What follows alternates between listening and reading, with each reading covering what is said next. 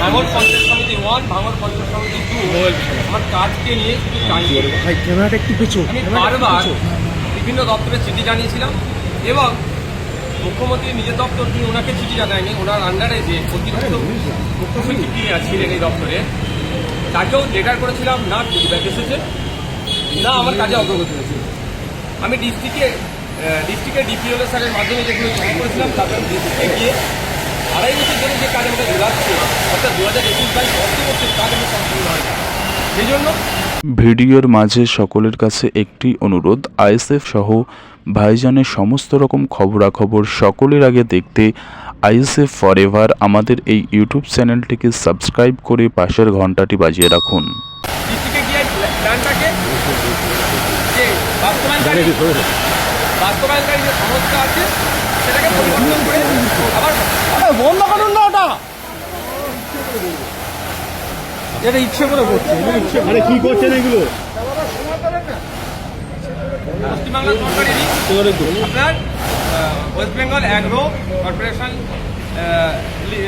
যে লিমিটেড যেটা আছে তাদেরকে দিয়েছিলাম, কিন্তু আমরা দেখলাম ডিসেম্বরের 23 তারিখে দিয়েছি আর মার্চ মাসের আপনার 4 তারিখে একটা ইস্যু হয়েছে, সেই ইস্যুতে দেখছি আমি অর্ডার ইস্যু হচ্ছে, সেখানে আমাদের যে কি আশ্চর্য, কি আশ্চর্য।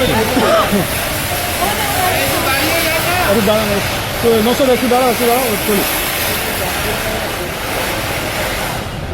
এই ব্যানার জানে না কিছু নাকি? আমাদের আওয়াজের অসুবিধা হচ্ছে। দাঁড়াও না, এত তাড়াহুড়ো কেন? যেখানে দাঁড়াহুড়ো দেখানো এই তো মোবাইল আসবে, নিচু আনো, হাতটা নিচু আনো।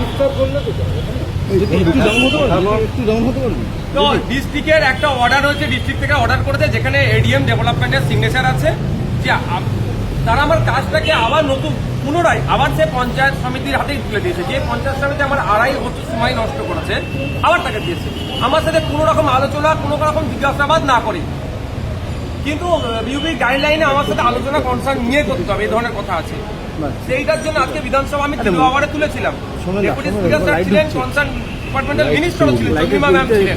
আমি জিজ্ঞাসা করেছিলাম যে আমার এই মুহূর্তে করণীয় কি, আমাকে যথাসময় ইউসি দেওয়া হয় না, আমার কাজের কোনো কত মান খারাপ হয়েছে এবং আপনার ওখানে নেম প্লেট আসেনি যে আমার ওটা কাজ আমার বিধায়ক ল্যাডের, এতগুলো আমার কথা অন্যায় হচ্ছে। আমার ভোটারদের কাছে গিয়ে আবার শাসক দলের লোকেরা সেটাকে চমকাচ্ছে, দেখেছো নওশাদ সিদ্দিকী জিতে কিছু কাজ করতে পারেনি। ওই মর্মে আমি জিজ্ঞাসা করলাম তাহলে আমার করণীয় কি বলুন, আমি কি করবো, কিন্তু কেউ আমাকে উত্তর দেয়নি। পরিশেষে আমি চিন্তা করলাম আমাকে আসতে হবে, কারণ সিএম ম্যাডাম বিধানসভার মধ্যে বলেছিলেন যে বিধায়কদের উদ্দেশ্যে যে শাসক হোক আর বিরোধী হোক সবাইকে বলেছিলেন যে যেন গঠনমূলক কাজগুলো হয়।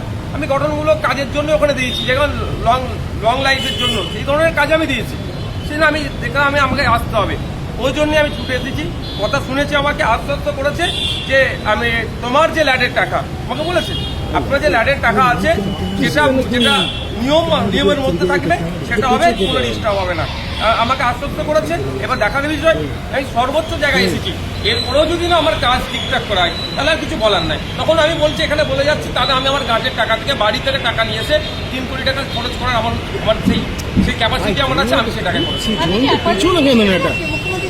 দেখুন একটা কথা বলি, ইতিপূর্বে আমি এসেছিলাম 2023-এ পঞ্চায়েত নির্বাচনের সময়, সেই সময় আমি অ্যাপয়েন্টমেন্ট করেছিলাম।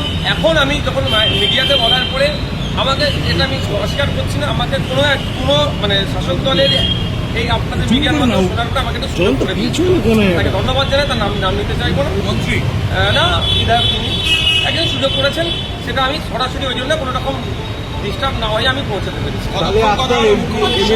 দেখুন আমার বেশিক্ষণ কথা হয়নি, কারণ আমাকে যখন পৌঁছাবার টাইম দিয়েছিল 5:30টার দিকে, আমি অনেক আগেই চলে এসেছিলাম।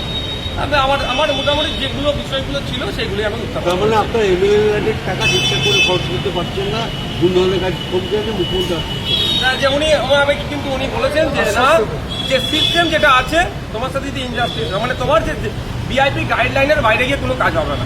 আমি গাইডলাইন উল্লেখ করে দিয়েছি যে গাইডলাইনে এরকম বলা আছে, এই আছে, যদি ইমপ্লিমেন্টেশন এজেন্সিকেও চেঞ্জ করার দরকার হয় সেখানে সেখানে কনসার্ন আপনার এমএলএ কনসার্ন চাই। দুর্ভাগ্য বিষয়ে সেখানে কনসার্ন করে কোনো আলোচনাই করেনি, মিনিমাম মাইকটুকু করেনি। মাইক তুলতে বলে না, 1 ঘন্টা বলুন না, আমি আগে। আপনাকে কি রাজনৈতিকভাবে বাধা দেওয়া হচ্ছে না পুরোটাই প্রশাসনিক? দেখুন আমি তো বাধার সম্মুখীন হচ্ছে প্রশাসনিক, আমি কাজ দেয়নি আপনাকে? না, আমি ওটা তো এবার কার সংযোগ আছে সেটা আমি বিতর্ক জড়াবো না। আমি কাজ জমা দিয়েছিলাম ডিস্ট্রিক্ট প্ল্যানিং অফিসারের কাছে।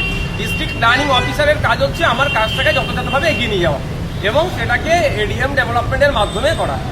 কিন্তু দুর্ভাগ্যের বিষয়, আমাকে আবার সে রূপান্তরিত সংস্থা আবার আমার পঞ্চায়েত সমিতি 1, পঞ্চায়েত সমিতি 2 এর হাতে দিল। এই ভাঙর পঞ্চায়েত সমিতির দুটো আমার 2.5 বছর নষ্ট করেছে। তাহলে রাজনৈতিকভাবে আপনার কোনো অসুবিধা হচ্ছে না? না, রাজনৈতিক এবার ওদেরকে কে কন্ট্রোল করতে সেই বিতর্কে আমি জড়াতে চাইছি না। আমার চাই কাজ। আমি যদি আমার রাজনীতি বলি আমার এই কাজটা যদি বন্ধ হয়ে যায় বিপদ হয়ে যাবে। কবে তৃণমূলে জয়েন করছে? কবে তৃণমূলে জয়েন করছি? আমার নিজের একটা পার্টি আছে, পার্টির আমি একটা চেয়ারম্যান। 4 বছর ধরে 42 দিন জেল কেটে 13খানা কেস মাথায় নিয়ে ঘুরছি। এটা মাথায় রাখবেন। কোশ্চেন করার আপনার রাইট আছে, এমন কোশ্চেন করে ফেলবেন না পাবলিক আপনার অন্য সাংবাদিক না হিসেবে। কতক্ষণের বৈঠক হলো? 15 মিনিট হবে। ইফতার? আমার সাথে পানির বোতল থাকে। Thank you. ঠিক আছে, থ্যাংক ইউ। Thank you. শুনুন আপনি